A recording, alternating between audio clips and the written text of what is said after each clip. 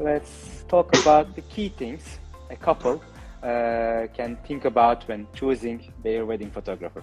I would say before they even know where to look for the photographer, it's important to arrive to their wedding style, to the story they want to tell their guests, the world, about who they are as a couple. And that's a thing that not every couple knows when they have contacted the vendors. But I would suggest doing a simple but exciting homework, not looking, so it's individual for bride and for the groom, to write down a number of keywords that inspire them in their life. It has nothing to do with weddings, just who they are. As I said, for me, it could be fashion, it could be architecture, interior design. For someone, it's pristine nature, it's walking on long hikes, it's sunrise, sunset. So different things, I don't know, maybe coffee, wine, chocolate. So all these things, and see of those kind of keywords, what matches. Like whenever I put down the list, my fiance puts down a list, and what kind of story blends together from that. And I would say this is the beginning of the style of the wedding, and that also kind of means what kind of photography, what kind of venue they would be looking for, what kind of planner would resonate for them to help to implement that story. So I think that is very important.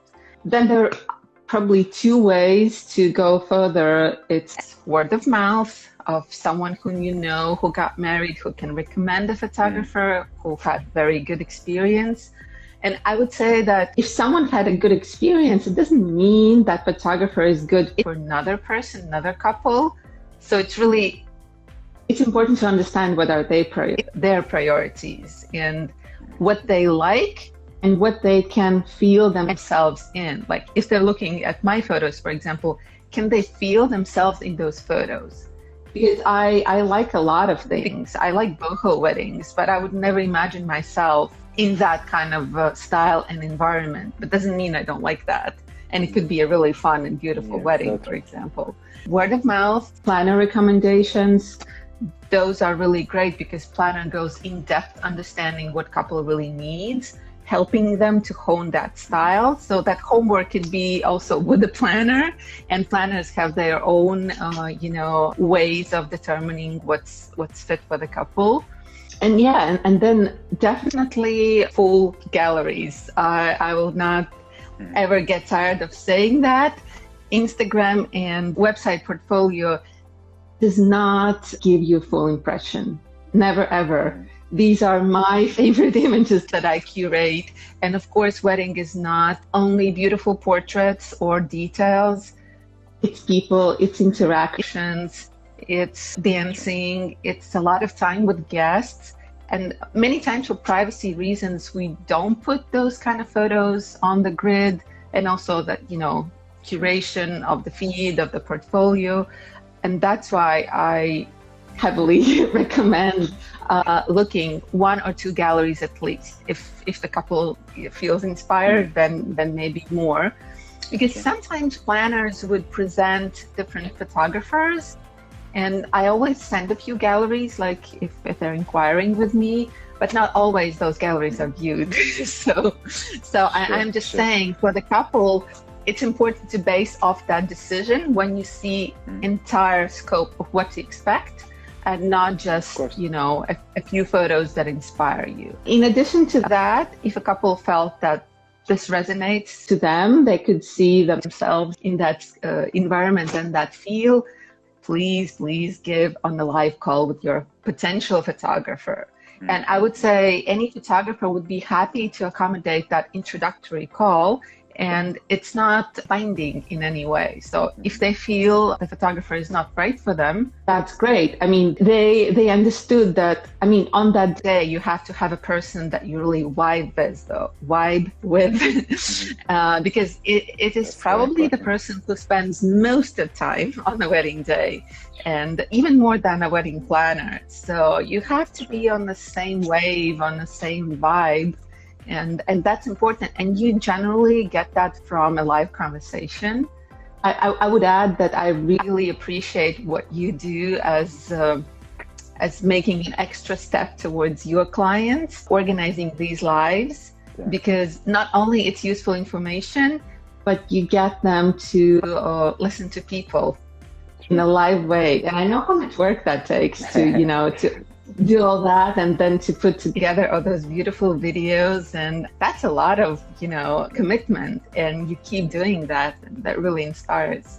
So I think you take a big extra step. And I don't know many venues who do that. So you're quite unique. And usually planners do that, but even if couple may not have a planner, they would be in good hands at Château Bouffémont with the coordination, at least. It's good to have a planner, but, of course, venues like yours is a different level of service, I would say. I'm very happy to hear those kind words, much appreciated. And of course, these occasions also for us to find a way to bind one step further and to share our friendship to our audience, to see how they could get involved in this relationship. And as you said, it's another chance to get us and you a step further, and hopefully we all can get to work together each time, also on the next occasions as well. Yeah, I had two comments actually about this. Whenever a couple or a bride is inquiring with photographer directly, not through a planner, sometimes couples think photographers would ghost them and not respond. I've heard that a lot. And the magic lies beneath that. It's Gmail and the magic spam folder. I've had so many brides recently reach out also through Instagram. Yeah, Gmail somehow hides those emails into spam whenever they have attachments or something. Okay. It's not just from my experience, but if you have a chance to communicate via Instagram, great. But if a couple just approaches me and they don't see a response, they wait for a day, another, that photographer is probably snobby. They would not even respond to our request. No. Not true. I mean, professionals would always respond, even if it takes a day, if we're on a shoot or on a wedding. So make sure to check those spam folders. It's very important. It's the same for us as well. Since you have some rates or some attachments and links, obviously it goes through the filters. Yes, the algorithms have their own ways of doing. And one more for selecting a photographer. Many couples who come to Château Bouffémont are destination couples and not local to France. And I would also say that when selecting your photographer, it is not mandatory that photographer has shot in that venue before, because destination photographers are very experienced travelers and they're experienced in scoping the venue, even learning everything you can online, arriving prior to a day and scoping in person. And that also means that if, for example, I'm working in a venue that I have not been to, I get even more inspired to see differently than if I'm in that venue for the 5th or 10th time, for example. So it doesn't mean if your photographer has not shot in that venue that he would not or she would not know it as good as someone who has been there. So that's so just true. My thoughts on that. Yeah, it's a very true point. That's correct. Because also as a person, whenever you go to a new destination, a new spot, we are all human, so we all get inspired and want to explore more, and right. We all share that energy and vibe together.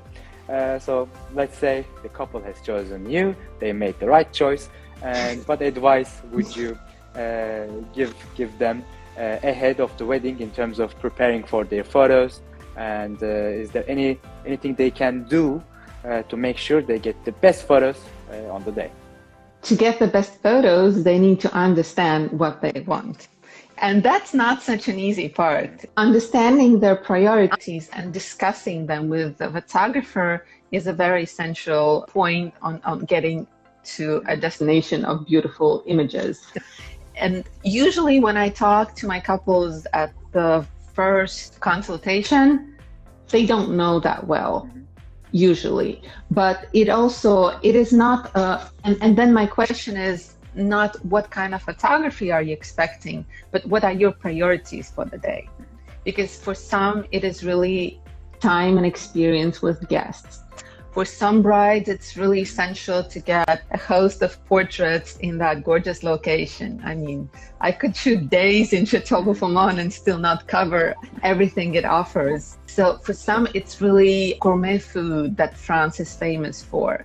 And these are different things, and they can be all important, but you still have to, kind of leverage the importance of priorities and then understand how it will translate into that experience and what you want to remember. I would say that's a place to start. Also to plan a timeline together with photographer. I trust the planners are very experienced, given that couple has a planner. Otherwise, I'm always happy to help. But photographer has, I have my own vision, how much time I need to meet my client's priorities.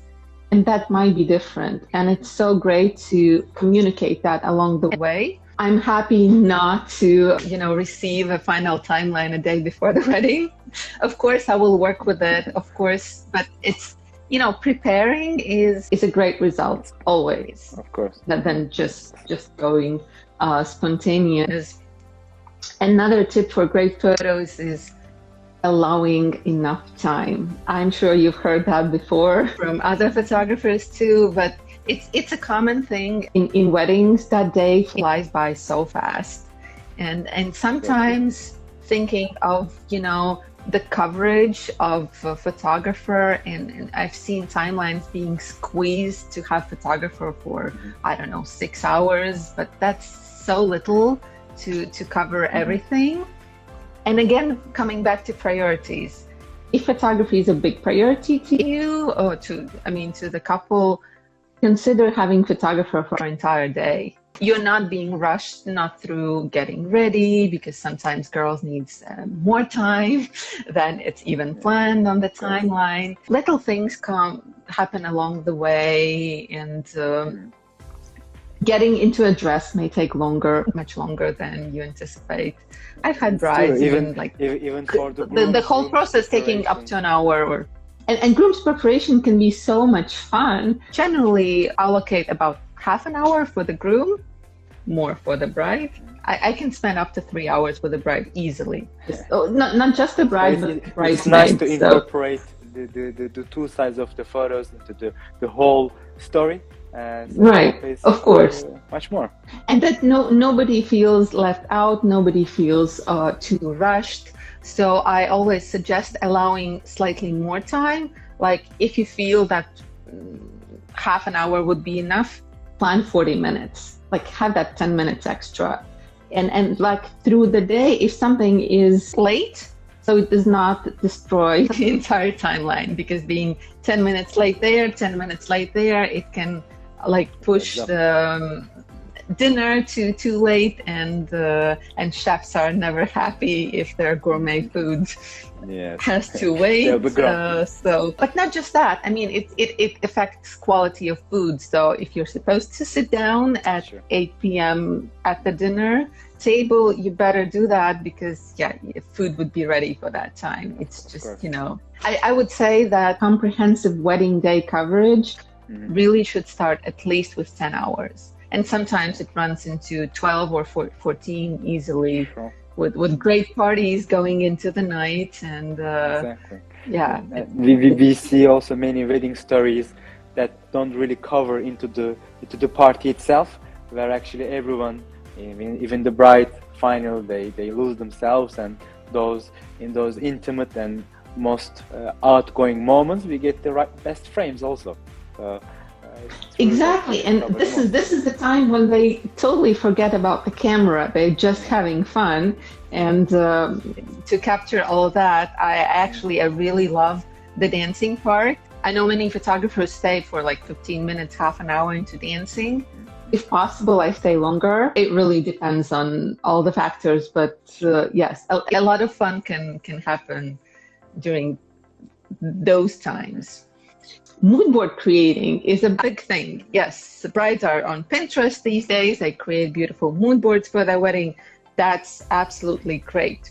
at first you don't know what you want, you create a beautiful mood board, and then you have to kind of scope it down to that very essence. I've received mood boards from brides who are like over 150 images. That's a lot. That could be all over the place. But once you have created your mood board, it's great to discuss it with your photographer. So you can really narrow down the most important things. And if there are, for example, some inspiration shots that bride, for example, particularly loves, I would not suggest having more than 10 of those try to implement into your wedding day, even 10, well, up to 10, because there's a risk of losing your day into following someone else's day, someone else's dream. Sure. That's why I like mood boards, but I like discussing and getting the feeling of what my couples want, and then trusting me to capture their day, because their moments would be most special to them. Of course, we can, adjust to different wishes, but again, and discussion. Like experienced photographers would anticipate so many things on wedding day beforehand, but there's something in the heads of the couples we cannot know if there's something very special that they want. So unless, guys, you tell us, you may not get the end result. Also, coming back to time, understanding priorities in terms of how much time to spend with your guests and how much time you want to allocate on portraits. I think that's it's a topic that has been there forever, because grooms are, okay, let's get some photos done. And brides, I want portraits here, I want portrait there, at sunset, cocktail hour, first look, all of that time. If it's really important on the agenda, maybe consider to maximize time with your guests who have flown from all over the world to spend a weekend with you or a few days. Maybe having a couple session on the next day to allocate a lot of time for that, because all those beautiful Pinterest or portfolio pages that brides are getting inspiration from, there's a lot of style shoots, and we know that style shoots are great to show what could be done. But sometimes it's entire day to create that, and they don't have a party. They don't have dancing and cake and all of that stuff. They just focus on, to creating that beauty. Discussions, and consider timelines. Maybe one day is not enough to fit all the priorities. Okay. So these are a few tips of getting the photos the couples may desire. Okay, I mean, that's a very wide range of information, actually. Just that question can become a whole Instagram Reels. Whole topic for a live, right? We can make a note and we'll push for that. And so let's talk about one person or two people in particular. We all know those people who don't really get their photo taken.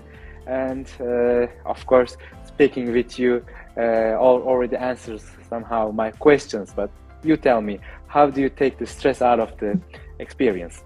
So people would be more comfortable doing those photos, right? Bride and groom. Yeah. Okay. For whom who don't like their photos taken, what can they do, or what do you do to take the stress out? First of all, if there are people who might not love the portraits taken, I try to do it as quickly as possible. But again, there's some time needed to get the couple relaxed. I get my couples relaxed by talking to them, by guiding them, by giving them advice. Because obviously people, especially if they don't have experience in front of the camera, they don't know what to do. And I'm the kind of photographer who gives a lot of direction. I get my mouth, dry from just speaking and giving advice.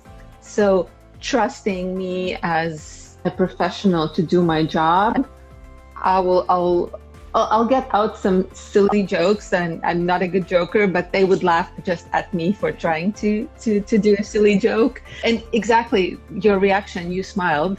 And I did not ask you to smile. Like I would never ever ask my couples, just smile. I would try to lead them into being natural. But again, it's a teamwork. And I really appreciate if my couples are trying to be themselves. Yeah, it's altogether that really makes sense. Try to relax, try to trust your photographer. I would certainly give a lot of guidance so you're not lost. I will encourage you. And if I feel that people are not very confident on how it goes, I would show like on the back of the camera, oh my God, how gorgeous you look. And that's, oh, that's great. I'm like, I look like a model, amazing. And that encourages people. Yes. And another boost to give confidence is doing an engagement session or a lifestyle session a day or two before a wedding. For example, just, that time spent with a photographer, they get already to trust me more than seeing me for the first time. I mean, I can get relaxed any couple at any time. Well, hopefully we have more than 5 minutes, for that. Basically, that kind of session, they would feel more confident and they would know what to do more, even without me guiding, if we had a little experience before. And the benefit of that is also having some photos, not only in a wedding attire, because they're traveling probably across the world to France to experience all this, and having a variety of memories. That's also a great point. So why not have an engagement session, a lifestyle session? I like that idea. It's a good way, first of all, of course, enrich the experience, enrich the selection of photos, but a great way actually to bond in advance, even deeper with the photographer, which is one of the key people on site for the wedding day. I have mostly saw you as a single photographer, as one person, one soldier during the event days. Yes. How many photographers do you need for a wedding? Do you work alone? I'm a strong believer of working alone. I think in over a decade of my experience, there have been like 3 or 4 weddings in total that I had second shooters, because I mostly work on intimate weddings. By intimate, I would say up to 100 guests. So unless the logistics is complicated or there's a high number of guests, I don't see a valid reason having another photographer, because I'm for preserving the intimacy of the day. And the more you have people running around and, taking pictures, unless it's specifically needed, the more intimate that occasion is, because videographers are usually working at least 2 of them. And already during the ceremony, trying not to have that person and that person in my frame and, focus on what's happening. That's important. Otherwise, it's like the red carpet. Every flash is all around otherwise, yeah.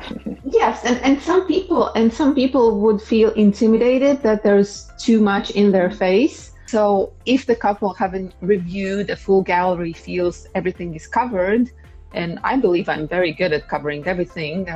I'm still, fit to run around and be in many places almost at once. So I think one photographer is quite enough, especially if the wedding is happening in like Château Bouffémont. If getting ready is there, if the ceremony is there, we're not going anywhere outside. It's just, it's perfect. We just need to plan the morning logistics. I usually want to get the guys ready and off the list, because they can put off their jackets, they can relax and just have good time. And then it's the girls, because girls just need some more attention, and then the ceremony starts. So how about the organization of the day? Let's get into more specifics. Do you prepare a list of photos you'll take, or how do you decide also which guest or which couple, which person will be in each specific photo? Experience is essential. When I was just starting out in photography, I was much more nervous on a wedding day, but now I can anticipate a lot of moments and they would come naturally, that I know that these are important moments. I'm not a fan of shot lists. Sometimes, yes, clients want to provide a shot list. I believe, and I will explain why, I believe it limits photographers' creativity and ability to capture real moments going on. Like while I'll be checking on a list or my phone, oh, have I got that? Have I got that? Because most of these lists are natural coverage of the wedding day. It's not something superficial. Yes, it's important to know for family foremost who couple wants in their family pictures, but usually there are not too many. And again, a tip, it's always great to have a person from the wedding party or from the family who knows immediate family and who can help get those people after the ceremony together for quick portraits. Sure. And those are important. I will comment on that. To make the process smooth. Like I'm there to photograph to make sure they look their best, so they're relaxed, they're smiling. And then if someone is help, because obviously I don't know these people.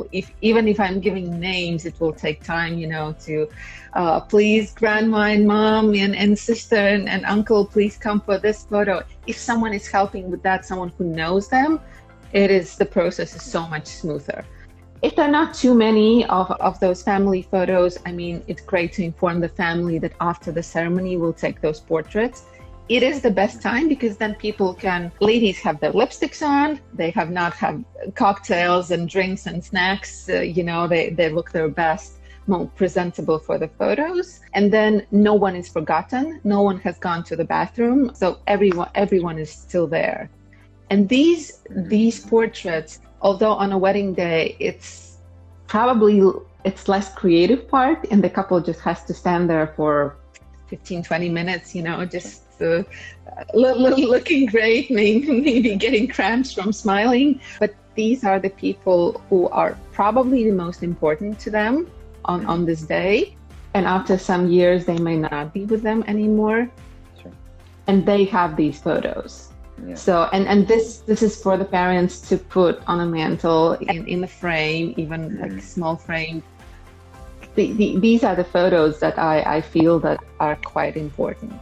Even if there might be a bit boring for the couple and not the favorite part maybe for photographers to take, because, just to do it, but they are really important.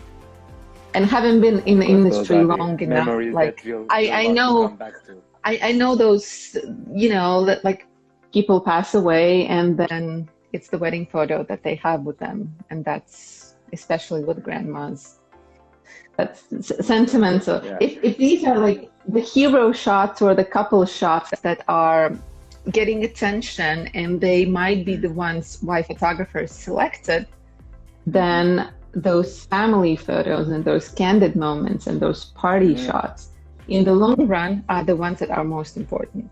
Yeah. And they're not the ones that are being put on social media. Yes, exactly. We talked about just after the ceremony, having the families together. When is the best time to schedule the photos of the bride and the groom, just the couple session? Very different for each scenario and each couple. But my overall best advice is to have it before the ceremony. This way you can maximize your time with guests. I don't like taking my couple away too much from the guests if possible, because if they see each other for the first look, which is again a favorite part of mine, because it is so intimate, you can react much more if there are not like 50 or 100 people looking at you at that time. So it could be a very intimate moment. The groom seeing his bride for the first time, or his or her partner, that's really special. And they have those, butterfly emotions at that point. And I believe it is the best time to take those couple photos, even if it's half an hour, like if we don't spend like too much. In terms of light, yes, it could be challenging, but as I said, depending on location, Château Bouffémont is really, really great with the grand staircase and the way that sun goes around the chateau. We can always find shaded area that's like not blinding, so the couple can show their emotions and look beautiful, drop a tear if that's the case. We can always schedule around so guests don't see them, or guests arriving, or make that inside. It also takes the stress out before the ceremony. Because if people are worried and that goes straight to the ceremony, it is, I've had many couples tell me such a great advice to do couple portraits before the ceremony, specifically because of that stress factor, that they can calm down and enjoy the ceremony, being more present into that. That's true. But of course, the golden hour is the magical time that I love to steal my couples, but maybe for just 15 minutes, just for a couple of photos in that beautiful light. And just to note that golden hour is not the same everywhere, meaning that it's an hour before sunset. But sun can go down not only in natural way, but it can go behind the trees, behind architecture. So we don't have, not in all places, golden hour is really an hour before sunset. Like at Château Bouffémont, I would suggest at least even 3 hours before sunset would probably be the best time.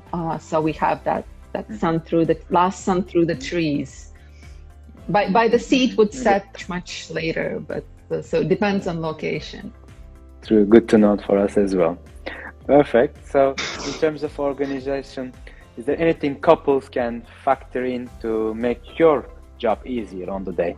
Well, I think we already covered quite a few tips. Actually, having some water and snacks available throughout the day is very, very helpful, because myself including, I get so carried away with capturing the day that I don't even, remember to energize myself, although I always have something with me. But it's great if the couple have thought about it also for themselves, because a person who is hungry or dehydrated is not in the best energy mode to perform, the tasks he or she should be performing.